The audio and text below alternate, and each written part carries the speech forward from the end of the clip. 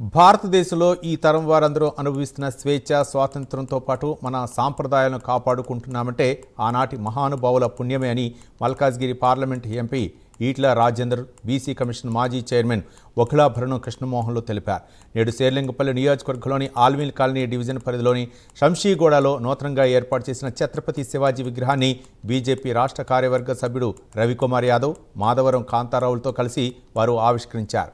ఛత్రపతి శివాజీ అందరికీ స్ఫూర్తిదాయకం. 110 కోట్ల మంది హృదయాల్లో ఇప్పటికీ శివాజీ జీవిస్తూ ఉన్నారని తెలిపారు.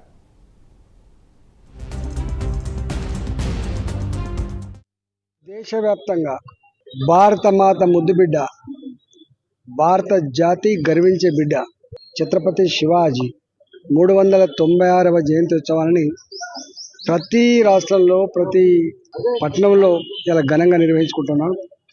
ఆనాడు మొఘల్ చక్రవర్తుల దుర్మార్గాలను ఎదిరించి ఐందవ సమాజాన్ని కాపాడంలో, భారత జాతి ప్రాణాలని మానాలని కాపాడంలో ఆయన చేసిన త్యాగం ఇవాళ జాతి ఎప్పటికీ మర్చిపోదు. వారి కుటుంబం చిత్రహింసలకు గురైనప్పటికీ కూడా నా ప్రజలే ముఖ్యమని, నా దేశమే ముఖ్యమని చెప్పి ప్రాణాలు అర్పించినటువంటి మహనీయుడు ఛత్రపతి సంభాజీ మహారాజ్ గారు.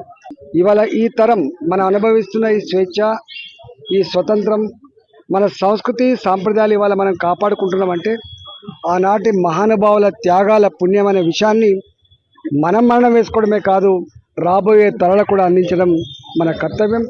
ఈరోజు శంషీగూడలో రవి యాదవ్ గారు, వారి మిత్ర బృందం అంతా కూడా ఈ శివాజీ మహారాజ్ గారి విగ్రహాన్ని ఇక్కడ ఆవిష్కరించుకుంటా ఉన్నాం.